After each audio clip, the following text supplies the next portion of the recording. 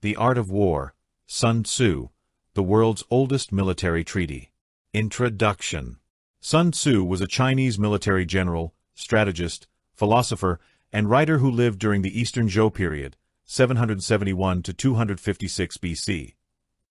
Sun Tzu is traditionally credited with authoring The Art of War, an influential work of military strategy that influenced the philosophy and military thought of both the West and East Asia.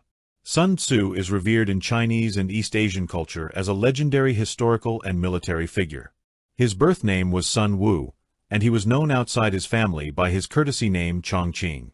The name Sun Tzu, by which he is most popularly known, is an honorific meaning Master Sunday.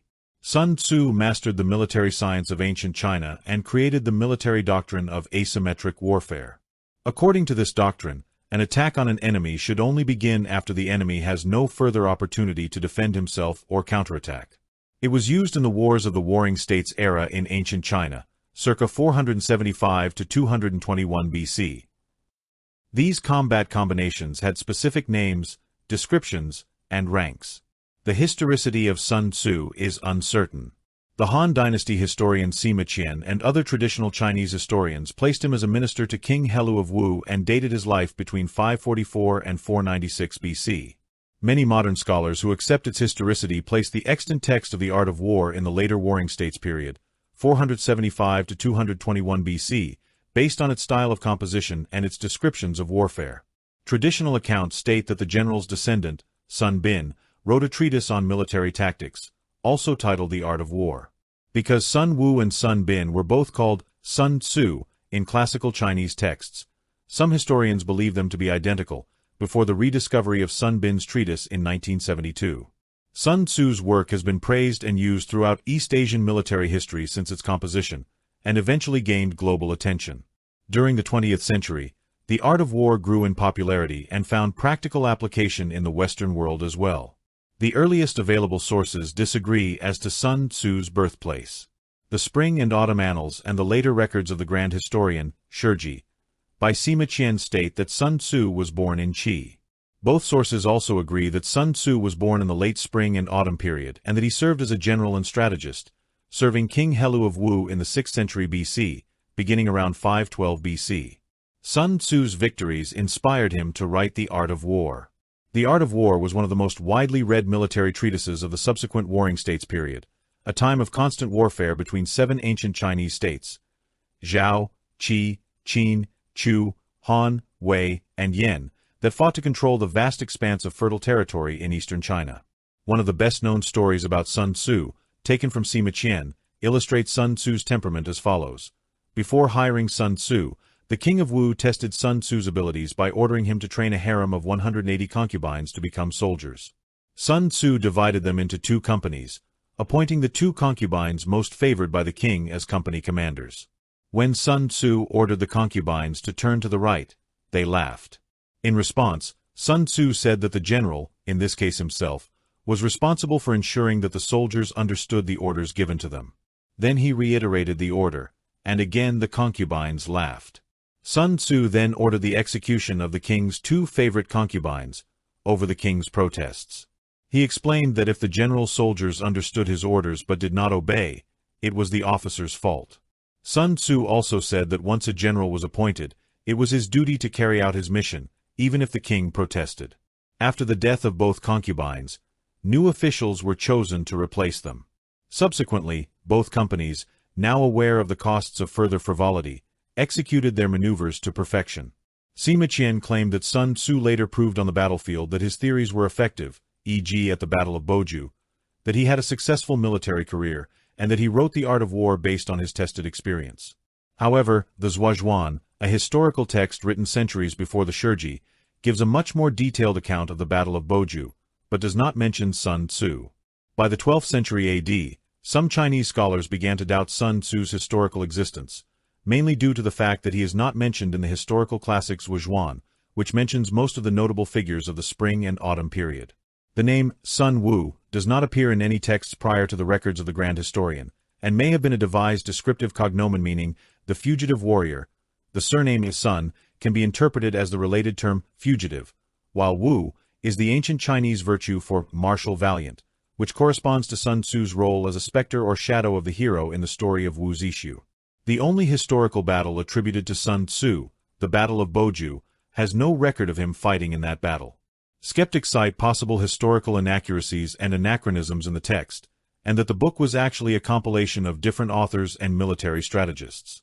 Authorship attribution for the art of war varies among scholars and has included people and movements including Sun, the Chu scholar Wu Zixu, an anonymous author, a school of theorists in Qi or Wu, Sun Bin, and others. Sun Bin appears to have been a real person who was a genuine authority on military matters and may have been the inspiration for the creation of the historical figure Sun Tzu, through a form of euhemerism. The name Sun Wu appears in later sources such as the Shiji and the Wu Yu Chuanqiu, but these were written centuries after Sun Tzu's era. The use of the strips in other works, however, such as the Methods of Sima, is considered evidence of Sun Tzu's historical priority. According to Ralph Sawyer, it is highly likely that Sun Tzu existed and not only served as a general, but also wrote the core of the book that bears his name. It is argued that there is a disparity between the large-scale warfare and sophisticated techniques detailed in the text and the more primitive small-scale battles that many believe were prevalent in China during the 6th century BCE. Against this, Sawyer argues that Sun Wu's teachings were likely taught to subsequent generations in his family or to a small school of disciples, which eventually included Sun Bin. These descendants or students may have revised or expanded certain points of the original text.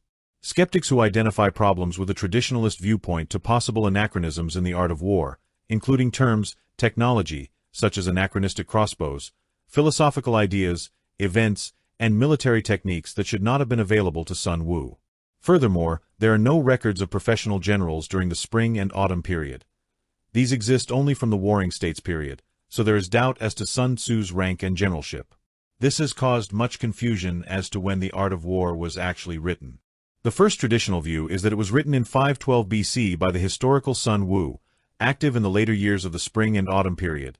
See point 722, 481 BC. The art of war, Sun Tzu. Establishment plans. Sun Tzu said, "The art of war is of vital importance to the state. It's a matter of life or death, a path to safety or ruin. It is, therefore, a topic of research that cannot, under any circumstances, be neglected. The art of war, therefore, is governed by 5 constant factors that must be taken into account in deliberations when attempting to determine the conditions prevailing on the battlefield. They are the moral law, heaven, earth, the commander, method and discipline. The moral law makes the people be in complete agreement with their ruler, so that they follow him no matter what his life may be, without being intimidated by any danger. Sky means night and day, cold and heat, times and seasons. The earth encompasses distances, great and small, danger and safety, open terrain and narrow passages, the possibilities of life and death. The commander represents the virtues of wisdom, sincerity, benevolence, courage, and rigor. By method and discipline should be understood the organization of the army into its proper subdivisions, the gradations of rank among officers, the maintenance of the roads by which supplies can reach the army, and the control of military expenditures. These 5 heads should be familiar to every general. Whoever knows them will be victorious. Whoever doesn't know them will fail. Therefore, in your deliberations, when you try to determine military conditions, let them be the basis of a comparison, in this way. Which of the 2 sovereigns is imbued with the moral law? Which of the 2 generals has more skill? With whom do the benefits that come from heaven and earth reside? On which side is discipline applied most rigorously? Which army is the strongest? Which side trains officers and soldiers best? In which army is there greater consistency in both reward and punishment? By these 7 considerations I can predict victory or defeat. The general who listens to my advice and puts it into practice will win. Let him remain in command. The general who does not listen to my advice and put it into practice will suffer defeat. Let him be dismissed. While taking advantage of my advice, also take advantage of any useful circumstances that are beyond the ordinary rules. As circumstances become favorable, we must modify our plans. Every war is based on deception. Therefore, when we can attack, we must appear incapable. When we use our strength, we must appear inactive.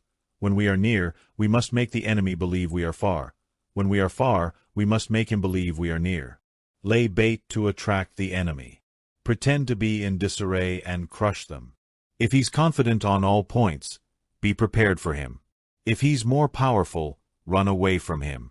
If your opponent is angry, try to irritate him. Pretend to be weak, so he becomes arrogant. If he's resting, don't give him any rest. If your forces are united, separate them. Attack him where he is not prepared, appear where you are not expected. These military devices, which lead to victory, must not be revealed in advance. Now, the general who wins a battle makes many calculations in his temple before fighting the battle. The general who loses a battle makes few calculations beforehand. Thus, many calculations lead to victory and few calculations to defeat, let alone no calculations at all. It is by paying attention to this point that I can predict who is likely to win or lose. Waging war. Sun Tzu said, in war operations, where there are in the field 1,000 fast chariots, the same number of heavy chariots, and 100,000 mail-clad soldiers, with provisions sufficient to transport them for 1,000 li, the expenses at home and at the front, including the entertainment of guests, small items such as glue and paint, and some spent on chariots and armor, will amount to a total of 1,000 ounces of silver per day. This is the cost of raising an army of men. When you enter into real combat, if victory is delayed, men's weapons will become dull and their ardor will be quenched. If you besiege a city, you will exhaust its strength. Furthermore, if the campaign continues, state resources will not be sufficient to withstand the pressure.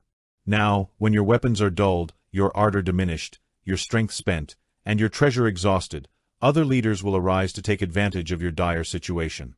So no man, however wise, will be able to avoid the consequences that will surely follow. Thus, although we have heard of stupid haste in war, intelligence has never been associated with long delays. There is no case of a country that benefits from a prolonged war. Only those who deeply understand the evils of war can fully understand the profitable way to conduct it. The expert soldier does not lift a second load, nor are his supply wagons loaded more than twice. Bring war materials from home, but collect food from the enemy. This way, the army will have enough food for its needs. The poverty of the public treasury means that an army is maintained by contributions from afar. Helping to keep an army in check impoverishes the people. On the other hand, the proximity of an army causes prices to rise, and high prices cause people's assets to be depleted. When their goods are exhausted, the peasants will be affected by heavy exactions. Because of this loss of substance and exhaustion of strength, the people's houses will be devastated, and 3/10 of their income will be lost. While the government's expenditures on broken chariots, worn-out horses, breastplates and helmets, bows and arrows, spears and shields, protective cloaks, draft oxen, and heavy chariots will amount to 4/10 of its total income. Therefore, a wise general makes sure to plunder the enemy's food supplies. A wagon full of enemy supplies is worth 20 of your own, and likewise, a single speck of their supplies is worth 20 of your own. Now, to kill the enemy, it is necessary to arouse the anger of our men. For there to be any advantage in defeating the enemy, it is necessary that they be rewarded. Therefore, in chariot battles, when 10 or more chariots are captured, those who captured the first should be rewarded. Our own banners should be substituted for the enemy's, and chariots should be mixed and used in conjunction with our own. Captured soldiers should be treated with kindness and care. This is called using the conquered enemy to increase one's own strength. In war, therefore, let your great objective be victory, not long campaigns. In this way, it can be known that the leader of the armies is the arbiter of the destiny of the people, the man on whom it depends whether the nation is at peace or in danger. Attack by strategy. Sun Tzu said, in the practical art of war, it is best to take the enemy's country whole and intact. To break and destroy it is not so good.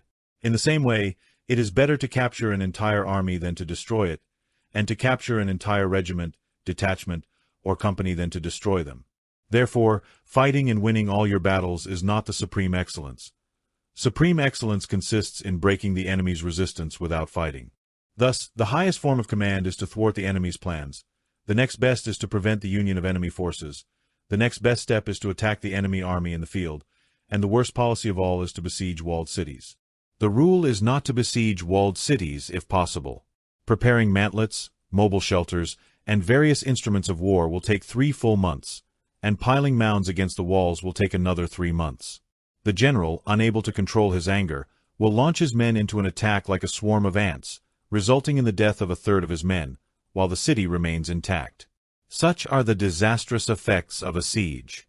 Thus, the skillful leader subdues enemy troops without fighting, captures their cities without besieging them, overthrows their kingdom without lengthy field operations. With his forces intact, he will contest the dominion of the empire, and thus, without losing a man, his triumph will be complete. This is the method of attack by stratagem. The rule in war is that if our forces are 10 against an enemy, we must surround him. If it is 5 to 1, we attack him. If it is twice as many, we will divide our army in two. If we are equal in number, we can fight. If we are slightly outnumbered, we can avoid the enemy. If we are in sufficiently unequal numbers, we can escape. Therefore, although a small force may wage a tenacious fight, it must eventually be captured by a larger force. Now, the general is the bulwark of the state. If the bulwark is complete in all points, the state will be strong. If the bulwark is defective, the state will be weak. There are 3 ways in which a ruler can bring misfortune to his army: ordering the army to advance or retreat, ignoring the fact that it cannot obey. This is called hobbling the army.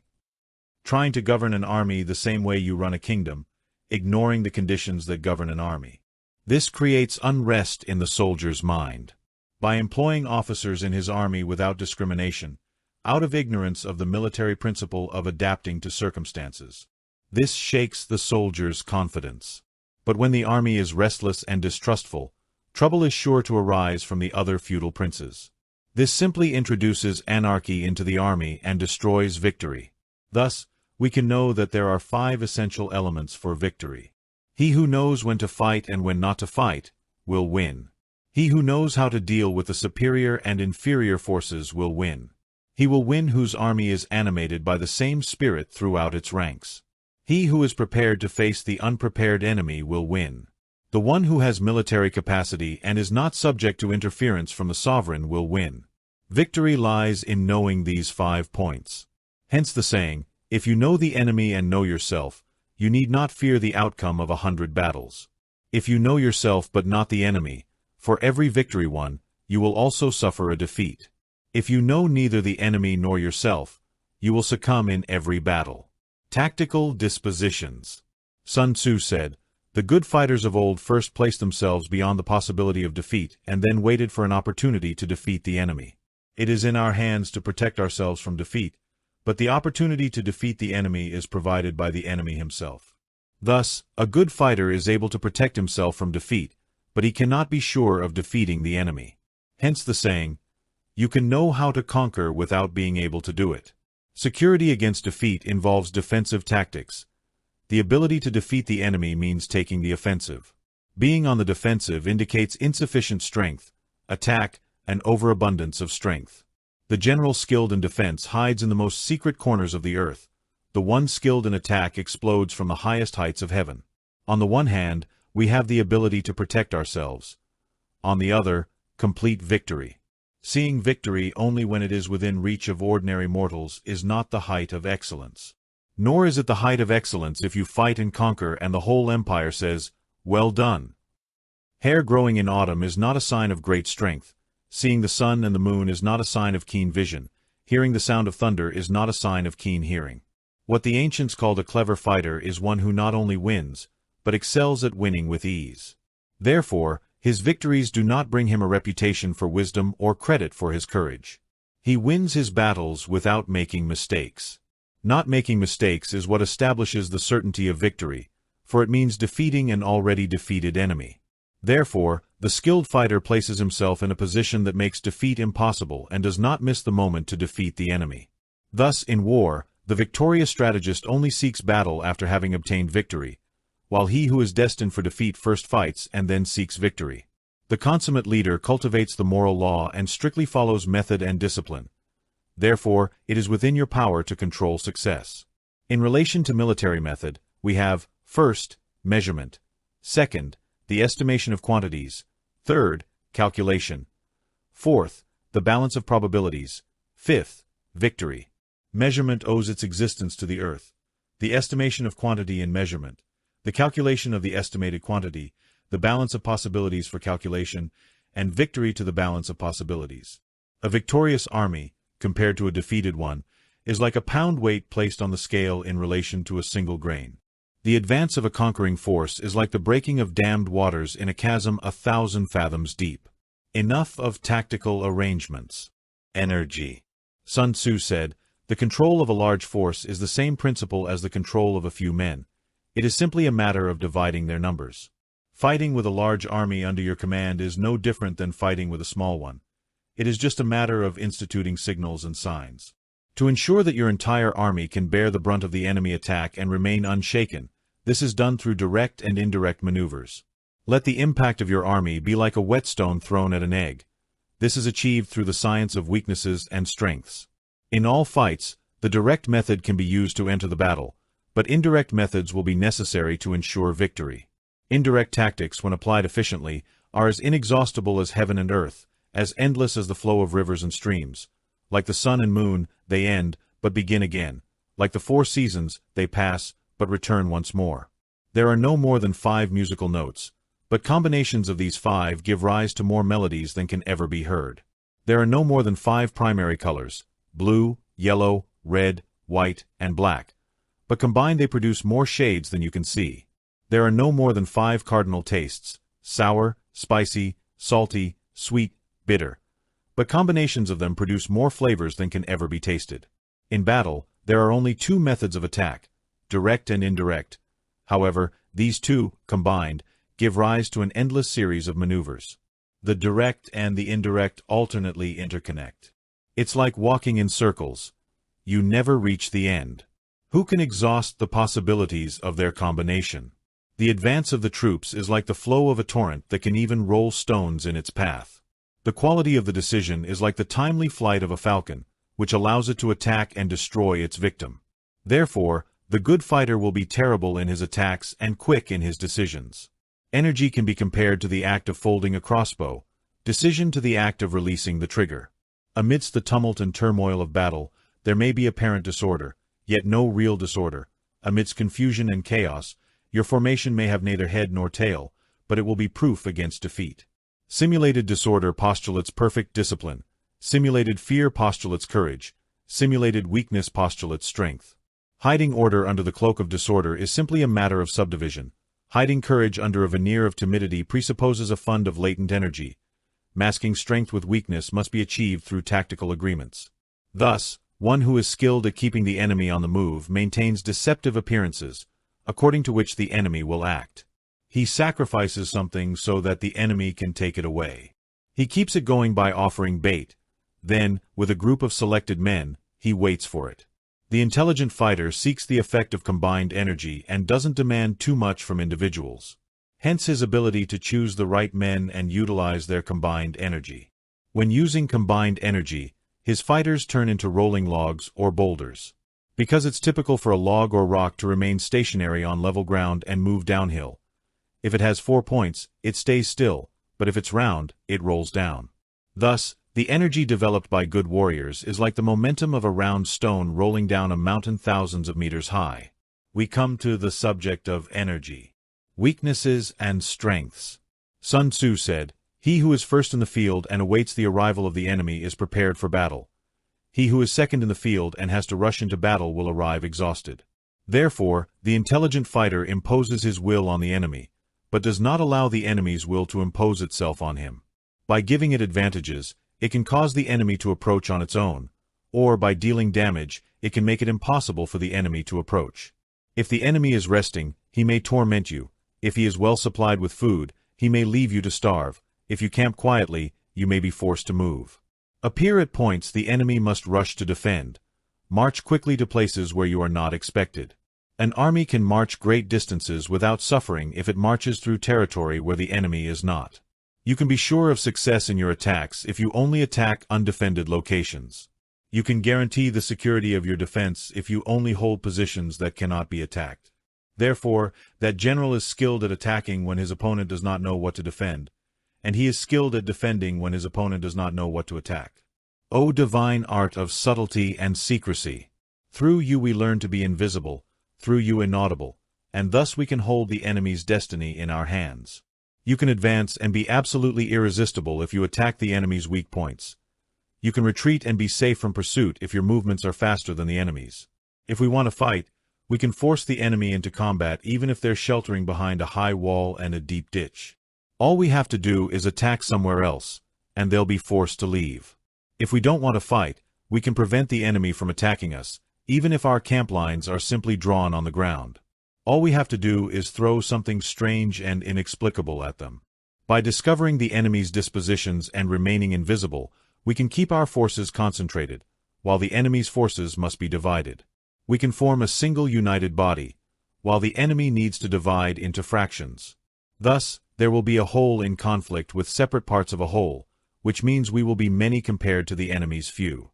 And if we are able to attack an inferior force with a superior one, our opponents will be in trouble.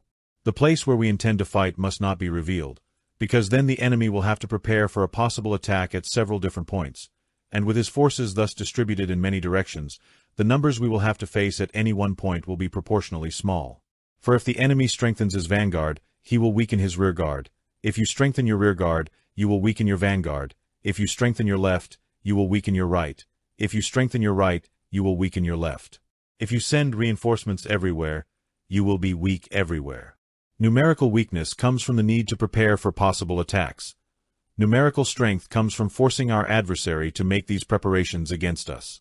Knowing the location and time of the next battle, we can focus on the longest distances to fight.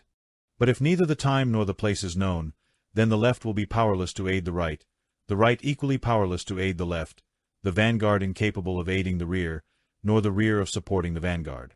How much more so if the most distant parts of the army are separated by less than 100 li, and even the closest are separated by several li. Although, in my opinion, you soldiers outnumber ours, this will not benefit them in any way in terms of victory. So I say that victory can be achieved. Even if the enemy is more numerous, we can prevent them from fighting. Plan to discover their plans and the probability of success. Wake him up and learn the principles of his activity or inactivity. Force him to reveal himself, to discover his vulnerable points. Carefully compare the enemy's army with your own, so that you may know where the force is superabundant and where it is deficient. When making tactical arrangements, the most you can achieve is concealment. Conceal your dispositions and you will be safe from the curiosity of the most subtle spies, from the machinations of the wisest minds. How victory can be achieved through the enemy's own tactics. That is what the crowd cannot understand. All men can see the tactics with which I conquer, but what no one can see is the strategy from which victory springs. Do not repeat the tactics that gave you victory, but let your methods be regulated by the infinite variety of circumstances. Military tactics are like water, because water, in its natural course, flows from high places and descends rapidly. Therefore, in war, the way is to avoid what is strong and attack what is weak. Water shapes its course according to the nature of the ground over which it flows. The soldier calculates his victory in relation to the enemy he faces.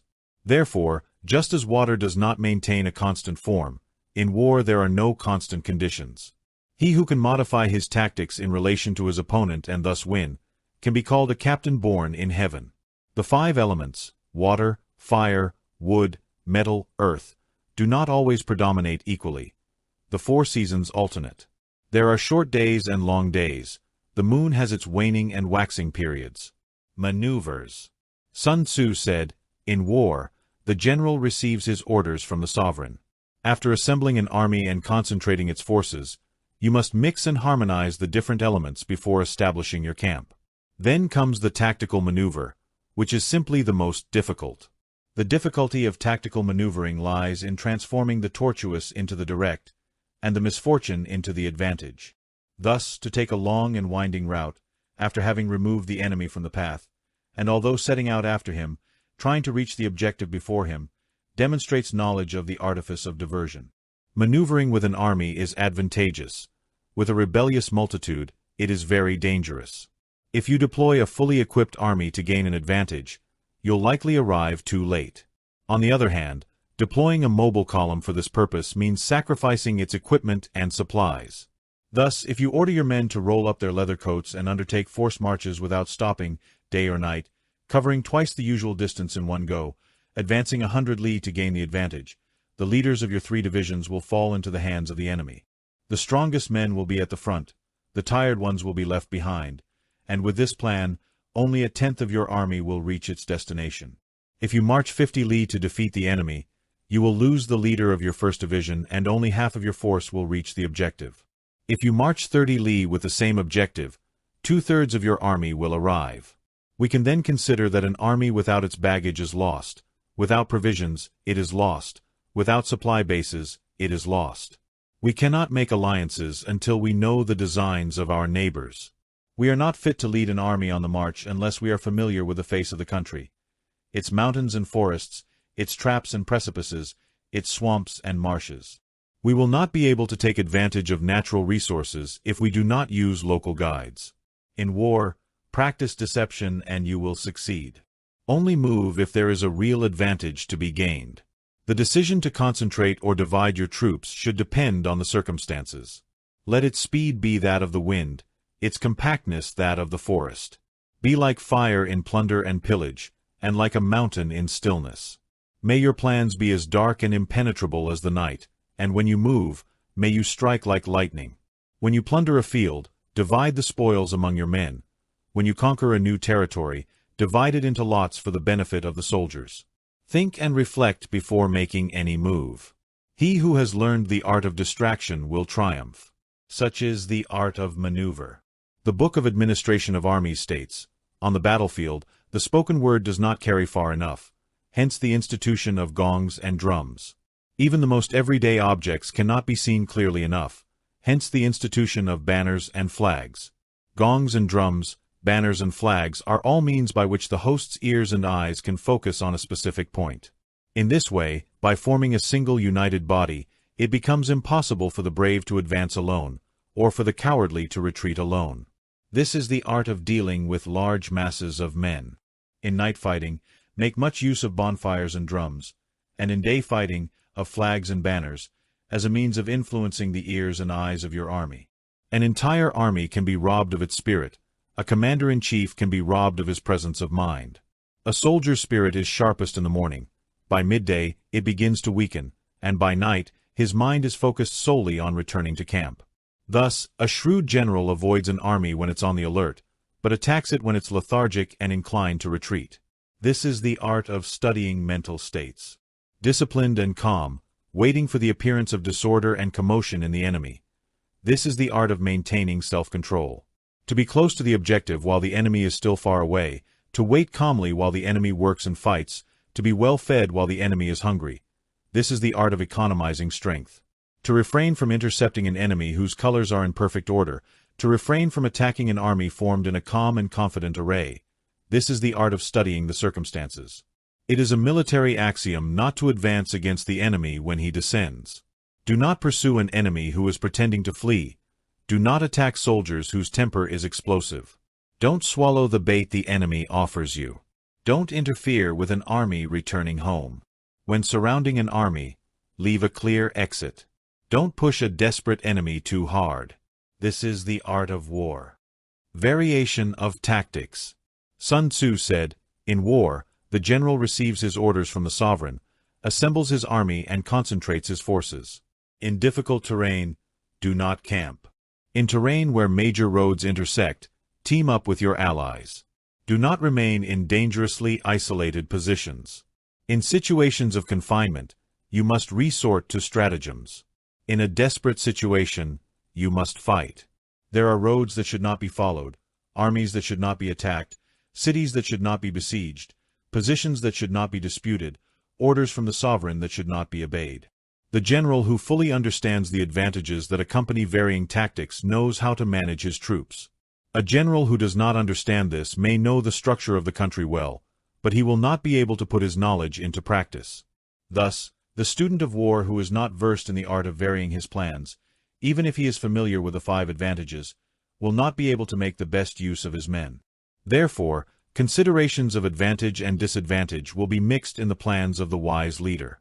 If our expectation of advantage is moderated in this way, we can succeed in carrying out the essential part of our plans. If, on the other hand, in the midst of difficulties we are always willing to take advantage, we can free ourselves from misfortune. Reduce hostile bosses by dealing damage, cause them trouble and keep them constantly occupied, offer deceptive bait and make them run to any point. The art of war teaches us to rely not on the probability that the enemy will not come, but on our readiness to receive him. Not on the possibility that he will not attack, but on the fact that we have made our position impregnable. There are 5 dangerous flaws that can affect a general. Recklessness, which leads to destruction. Cowardice, which leads to capture. Irascible character, which can be provoked by insults. Delicacy of honor, which is sensitive to shame. Excessive care for his men, which exposes him to worries and problems. These are the 5 most serious sins of a general, detrimental to the conduct of war. When an army is defeated and its leader killed, the cause is likely to be among these 5 dangerous faults. Let them be a subject of meditation. The army on the march. Sun Tzu said, "Now we come to the question of encamping the army and observing the signs of the enemy. Pass quickly through the mountains and keep close to the valleys. Camp in high places, facing the sun. Don't climb high to fight. Mountain warfare is too much. After crossing a river, you must move away from it. When an invading force crosses a river on its march, don't advance to meet them in the middle of the river. It would be better to let half the army cross and then launch the attack. If you are eager to fight, you should not meet the invader near a river that he has to cross. Position your boat at a higher level than the enemy, facing the sun. Don't go upriver to find the enemy. River warfare is too much. When crossing marshes, your only concern should be to cross them quickly, without delay. If you're forced to fight in a salt marsh, you should have water and grass nearby and keep your back to a stand of trees. This is sufficient for operations in marshland. On dry, level ground, position yourself in an easily accessible position with rising ground to your right and behind, so that danger is in front and safety is behind. It is sufficient to campaign on level ground. These are the 4 useful branches of military knowledge that enabled the Yellow Emperor to defeat 4 sovereigns. All armies prefer high ground to low ground and sunny places to dark ones. If you take care of your men and camp on dry land, the army will be free from diseases of all kinds, and that will mean victory. When you reach a hill or ravine, take the sunny side, with the slope on your right. This way, you'll immediately act to the benefit of your soldiers and take advantage of the natural advantages of the terrain. When, as a result of heavy rains inland, a river you wish to wade is swollen and foaming, you must wait until its level drops. Countries where there are steep cliffs with torrents running between them, deep natural cavities, confined places, tangled thickets, swamps and crevices, should be abandoned as soon as possible and should not be approached. While we stay away from these places, we must draw the enemy closer to them. While we engage them, we must let the enemy have them in the rear. If there are mountainous regions, pools surrounded by aquatic weeds, hollows filled with reeds, or forests with dense undergrowth in the vicinity of your camp, you must seek them out and search them carefully, for these are places where lurking men or insidious spies are likely to be hiding. When the enemy is close and remains calm, he relies on the natural strength of his position. When you keep your distance and try to provoke a battle, you feel anxious for the other side to advance. If the campsite is easily accessible, they will offer you bait. Movement through the trees in a forest indicates the enemy is advancing. The appearance of several screens in the thick grass means the enemy wants to make us suspicious. The flight of birds is a sign of an ambush. Frightened animals indicate a sudden attack is imminent. When a large column of dust rises, it indicates that vehicles are advancing. When the dust is low but spreads over a wide area, it indicates the approach of infantry. When it spreads in different directions, it indicates that groups have been sent out to collect firewood. A few clouds of dust moving back and forth mean that the army is encamping. Humble words and redoubled preparations are signs that the enemy is about to advance. Violent language and advances as if about to attack are signs that he will retreat. When light tanks come out first and position themselves on the wings, it is a sign that the enemy is forming up for battle. Peace proposals that are not accompanied by a sworn agreement indicate a conspiracy. When there is a lot of movement and the soldiers are organized in lines, it means that the critical moment has arrived. When you see some moving forward and others going backward, it is bait. When the soldiers lean on their spears, they faint from lack of food.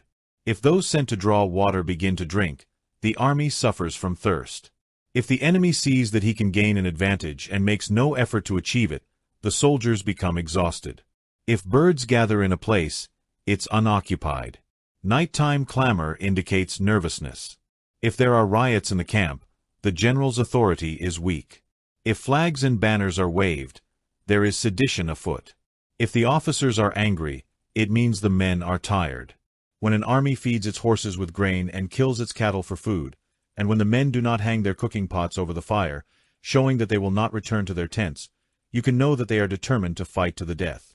The sight of men whispering in small groups or talking in low voices indicates discontent among the soldiers. Too frequent rewards mean the enemy has run out of resources. Too many punishments reveal a state of extreme distress. Starting off with arrogance and then getting scared by the number of enemies shows a supreme lack of intelligence. When emissaries are sent with greetings on their lips, it is a sign that the enemy wants a truce. If the enemy troops march furiously and remain facing our troops for a long time without engaging in battle or retreating again, the situation will require great vigilance and prudence. If our troops are no larger than the enemy's, that's more than enough. It simply means no direct attack can be carried out. What we can do is simply concentrate all our available forces, keep a close watch on the enemy, and obtain reinforcements. He who does not act with premeditation, but takes his adversaries lightly, will surely be captured by them. If soldiers are punished before they join you, they will not be submissive, and unless they are submissive, they will be practically useless. If punishments are not applied when soldiers join you, they will remain useless. Therefore, soldiers must be treated, above all, humanely, but kept under control by iron discipline. This is a sure path to victory. If soldiers' orders are consistently followed during training, the army will be well disciplined. Otherwise, your discipline will be poor. If a general shows confidence in his men, but always insists that his orders be obeyed, the benefit will be mutual. Land. Sun Tzu said, "We can distinguish 6 types of terrain, namely, accessible terrain, tangled terrain, temporary land, narrow passages, steep heights, positions at a great distance from the enemy. Land that can be walked on freely on both sides is called accessible. In terrain like this, stay ahead of the enemy, occupying high, sunny points, and carefully protect your supply line.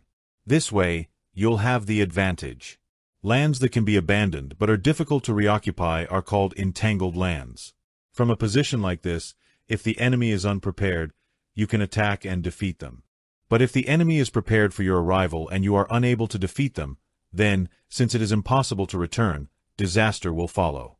When the position is such that neither side wins by making the first move, this is called temporary ground. In such a position, even if the enemy offers us an attractive bait, it will be advisable not to advance but rather to retreat, thus luring the enemy in. Then, when part of his army has withdrawn, we can carry out our attack with an advantage. As for the narrow passes, if they can occupy them first, let them be strongly garrisoned and await the arrival of the enemy. If the enemy prevents you from occupying a pass, do not pursue him if the pass is fully guarded, but only if it is weakly guarded. As for steep heights, if you are ahead of your opponent, you should occupy the high, sunny spots and wait there for him to climb. If the enemy has occupied the area in front of you, do not follow him, but retreat and try to lure him away. If you are located at a great distance from the enemy and the strength of the two armies is equal, it will not be easy to provoke a battle and the fight will be disadvantageous for you. These 6 are the principles connected to the earth. Any general who has reached a position of responsibility should study them carefully. Now, an army is exposed to 6 different calamities, which arise not from natural causes, but from faults for which the general is responsible. They are escape, insubordination, collapse, ruin, disorganization, failure. All things being equal, if one force launches itself against another 10 times its size, the result will be that the former will flee. When the ranks are too strong and their officers too weak, the result is insubordination. When the officers are too strong and the ranks too weak, the result is collapse. When superior officers are angry and insubordinate, and upon meeting the enemy give battle of their own volition, out of a feeling of resentment, before the commander-in-chief can say whether or not he is in a position to fight, the result is ruin. When the general is weak and lacks authority, when his orders are not clear and distinct, when there are no fixed duties assigned to officers and soldiers, and the ranks are formed in a careless and disorderly manner, the result is total disorganization. When a general, unable to estimate the strength of the enemy, allows an inferior force to engage a larger one, or throws a weak detachment against a powerful one and neglects to place selected soldiers in the front rank, the result must be a defeat. These are 6 ways of courting defeat, which a general who has reached a position of responsibility should carefully observe. The natural formation of the country is the soldier's best ally, but the ability to assess the adversary, to control the forces of victory, and to astutely calculate difficulties, dangers, and distances constitutes the test of a great general.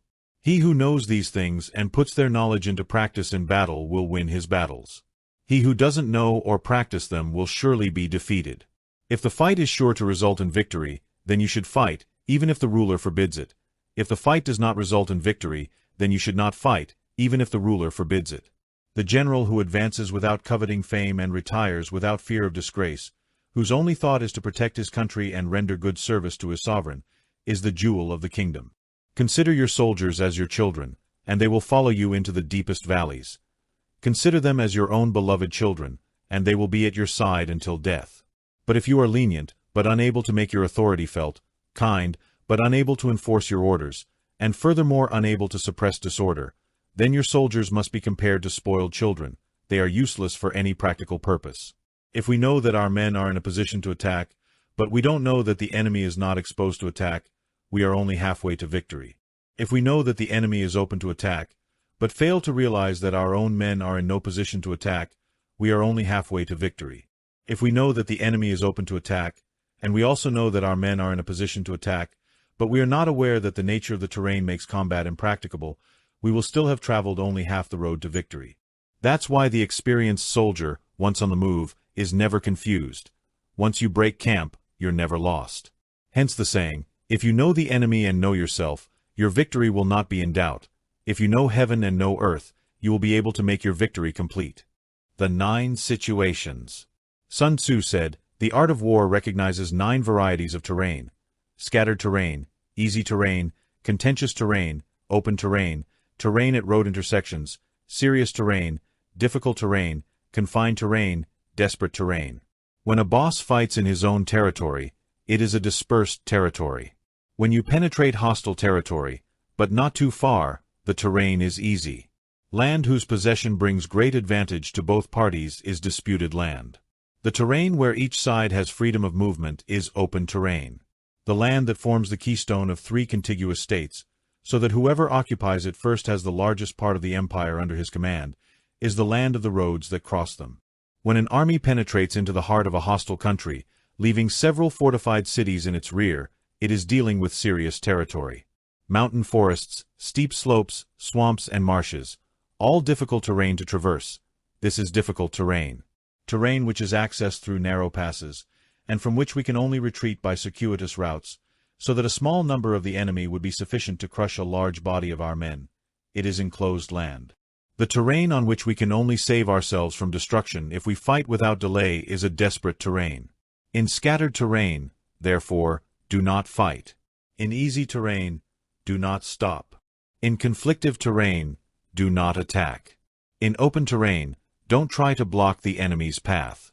In areas with road intersections, join forces with your allies. In difficult terrain, pick up the loot. In difficult terrain, stay grounded. In surrounded terrain, resort to strategies. In desperate terrain, fight. Those who were once called skillful commanders knew how to create a divide between the enemy's front and rear, how to prevent cooperation between their large and small divisions, how to prevent good troops from rescuing bad ones, and how to prevent officers from rallying their men. When the enemy was dispersed, they were prevented from concentrating. Even when their forces were united, they managed to keep them in disorder. When it suited them, they moved forward. When it didn't, they stopped. If I were asked how to confront a large enemy army in orderly formation and about to march to the attack, I would say, start by taking something your opponent values. Then he will be subject to your will. Speed is the essence of war. Take advantage of the enemy's lack of preparation, open unexpected routes, and attack unprotected points. The following are the principles that an invading force must observe. The further you penetrate into a country, the greater the solidarity of your troops, and therefore the defenders will not prevail against you. Raid fertile lands to supply food to your army. Carefully study the well-being of your men and don't overwork them. Concentrate your energy and accumulate your strength. Keep your army constantly moving and devise unfathomable plans. Throw your soldiers into positions from which there is no escape, and they will choose death over escape. If you face death, there is nothing you cannot accomplish. Both officers and men will use their strength to the fullest. Soldiers, when in trouble, lose all sense of fear. If there is no refuge, they will stand firm. If they are in the heart of a hostile country, they will put up a stubborn front. If there is no solution, they will fight hard. Thus, without waiting to be mustered, the soldiers will be constantly on the alert. Without waiting to be asked, they will do your will. Without restrictions, they will be faithful. Without giving orders, they can be trusted. Forbid the interpretation of omens and dispel superstitious doubts. Then, until death comes, there will be no calamity to fear. If our soldiers are not burdened by money, it is not because they have an aversion to riches. If their lives are not excessively long, it is not because they have no inclination toward longevity. The day they receive the order to fight, their soldiers may weep, those sitting, wetting their clothes, and those lying down, letting tears run down their faces. But if they find themselves cornered, they will demonstrate the courage of a Chu or a K. The expert strategist can be compared to the Shuaijian. The Shuaijian is a snake found in the Chang Mountains. Attack its head and you will be attacked by its tail. Attack its tail and you will be attacked by its head. Attack its middle and you will be attacked by both its head and tail. If I were asked whether it is possible to have an army imitate the Shuaijian, I would answer, yes. Because the men of Wu and the men of Yu are enemies. However, if they are crossing a river in the same boat and are caught in a storm, they will help each other, just as the left hand helps the right. Therefore, it is not enough to tie horses and bury carriage wheels in the ground. The principle by which an army should be managed is to establish a level of courage that everyone must achieve. How to make the most of strengths and weaknesses, that's a question that involves proper land use. Thus, the skilled general leads his army as if he were leading a single man, whether he likes it or not, by the hand. The task of a general is to maintain silence and thus guarantee secrecy, to be honest and fair, and thus maintain order. He must be able to deceive his officers and men with false reports and appearances, thus keeping them in total ignorance. By altering his arrangements and changing his plans, he keeps the enemy without precise knowledge. By shifting his camp and taking indirect routes, he prevents the enemy from anticipating his intentions. At a critical moment, an army leader acts like someone who has climbed a mountain and kicks the ladder he left behind. He leads his men into hostile territory before showing his hand. He burns their boats and breaks their pots. Like a shepherd leading a flock of sheep, he drives his men back and forth, and no one knows where he is going. To gather his army and put it in danger, this may be called the task of the general. The different measures appropriate for the 9 varieties of terrain, the suitability of aggressive or defensive tactics, and the fundamental laws of human nature, these are certainly things that should be studied. When invading hostile territory, the general principle is that penetrating deeply creates cohesion. Penetrating only a little means dispersal. When you leave your own country and lead your army through neighboring territory, you find yourself in critical terrain. When there are communication routes on all 4 sides, the terrain is formed by crisscrossing roads. When you venture deep into a country, you're on serious terrain. If you go a little deeper, the terrain is easier. When you have enemy strongholds in your rear and narrow passages in your front, the terrain is surrounded. When there is nowhere to take refuge, the terrain is hopeless. Therefore, in scattered terrain, I would inspire my men with unity of purpose. In easy terrain, I would ensure a close connection between all parts of my army. In conflict terrain, I would rush forward with my rear guard. In open terrain, I would keep a watchful eye on my defenses. In areas intersected by roads, I would consolidate my alliances. In difficult terrain, he would try to ensure a continuous flow of supplies. In difficult terrain, he would continue advancing along the trail. In surrounded terrain, I would block any avenue of retreat. In desperate terrain, I would proclaim to my soldiers that their lives were beyond saving. For it is the disposition of a soldier to offer tenacious resistance when surrounded, to fight tenaciously when he cannot restrain himself, and to obey promptly when he is in danger. We cannot make alliances with neighboring princes until we know their designs. We are unfit to lead an army on the march unless we are familiar with the face of the country, its mountains and forests, its traps and precipices, its swamps and marshes. We cannot take advantage of natural advantages unless we make use of local guides. Ignorance of any of the following 4 or 5 principles is not proper for a warrior prince. When a warrior prince attacks a powerful state, His skill as a general is demonstrated by preventing the concentration of enemy forces.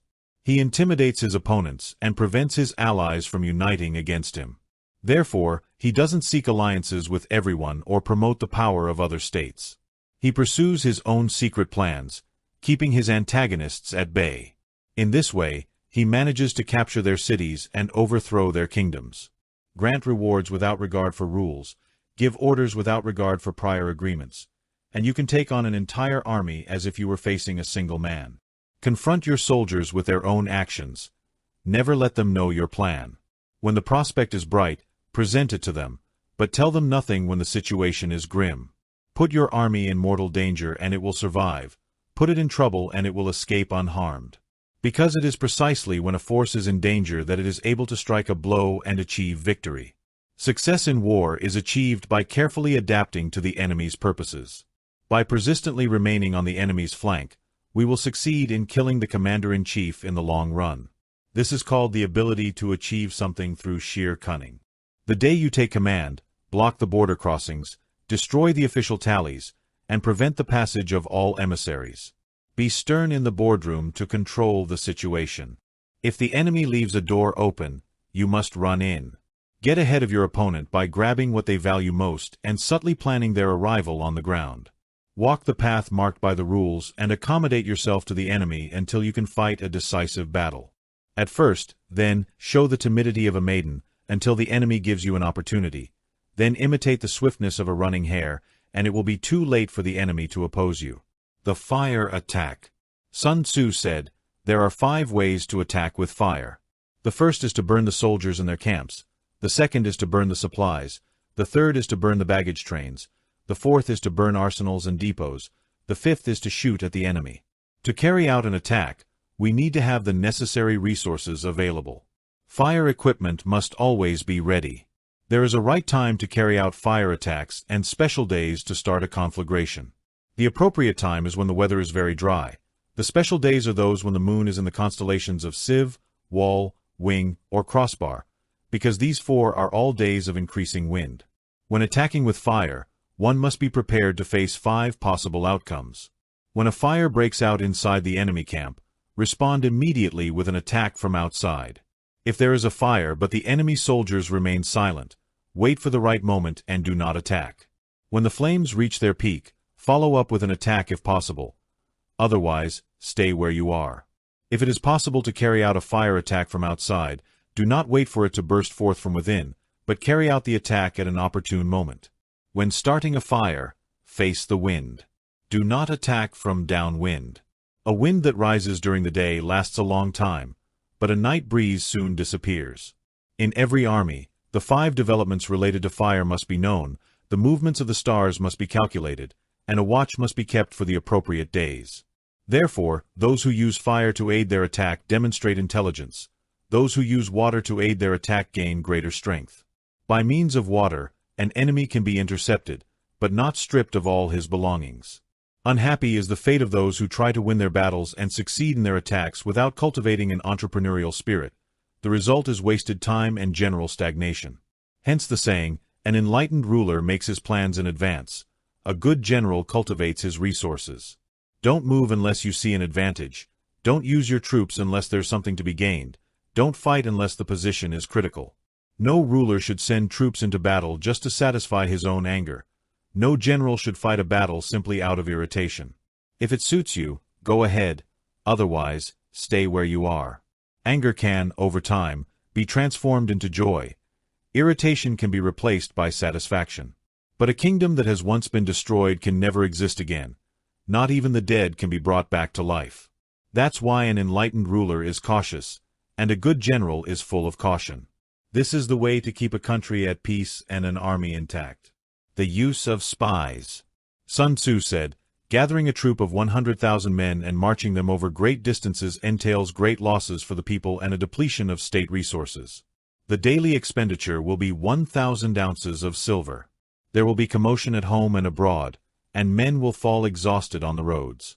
About 700,000 families will be left without work. Hostile armies may engage each other for years, seeking a victory that is decided in a single day. Therefore, to remain ignorant of the enemy's situation simply because one is unwilling to spend 100 ounces of silver on honors and emoluments is the height of inhumanity. He who acts thus is not a leader of men nor a present help to his sovereign. There is no master of victory. Thus, what enables the wise sovereign and the good general to attack, conquer, and accomplish things beyond the reach of ordinary men is foresight. Now, this prior knowledge cannot be obtained from spirits. It cannot be obtained inductively from experience, nor through any deductive calculation. Knowledge of the enemy's dispositions can only be obtained from other men. Hence the use of spies, of which there are 5 kinds: local spies, internal spies, converted spies, convicted spies, surviving spies. When these 5 types of spies are in action, no one can discover the secret system. This is called divine wire manipulation. It is the sovereign's most precious ability. Having local spies means employing the services of the inhabitants of a district. Having internal spies and making use of enemy officers. Having converted spies, capturing the enemy's spies and using them for our own purposes. Condemn spies. Do certain things openly for the purpose of deception and let our own spies know about them and report them to the enemy. The surviving spies, in the end, are the ones who bring news from the enemy camp. Therefore, in the entire army, it is not possible to maintain closer relations than with spies. No one should be rewarded more generously. In no other business should greater secrecy be preserved. Spies cannot be usefully employed without a certain intuitive sagacity. They cannot be managed properly without benevolence and openness. Without subtle mental ingenuity, one cannot be sure of the veracity of reports. Be subtle, and use your spies for all kinds of business. If a spy divulges secret news before its time, he must be killed along with the man to whom the secret was revealed. Whether the objective is to crush an army, invade a city, or assassinate an individual, it's always necessary to begin by discovering the names of the commanding general's aides, aides-de-camp, gatekeepers, and sentries. Our spies must find out. We must seek out enemy spies who have come to spy on us, tempt them with bribes, capture them, and house them comfortably. In this way, they will become converted spies and be available for our service. It is through the information brought back by the converted spy that we can acquire and employ local and internal spies. It is thanks to your information, once again, that we are able to get the convicted spy to carry false news to the enemy. Ultimately, it is through his information that the surviving spy can be used in specific situations. The goal and purpose of espionage in its 5 forms is knowledge of the enemy, and this knowledge can only be derived, in the first instance, from the converted spy. It is essential, therefore, that the converted spy be treated with the utmost liberality. In ancient times, the rise of the Yin dynasty was due to Ai Qi, who served under Xia. Similarly, the rise of the Zhou dynasty was due to Liu Ye, who served under Yin. Therefore, only the enlightened ruler and the wise general will utilize the army's highest intelligence for espionage purposes and thus achieve great results. Spies are a very important element in war, as an army's mobility depends on them. We have reached the end of this audiobook. The Virtual Books Publishing team thanks for your visit. If you liked our channel, please subscribe and share. Thank you.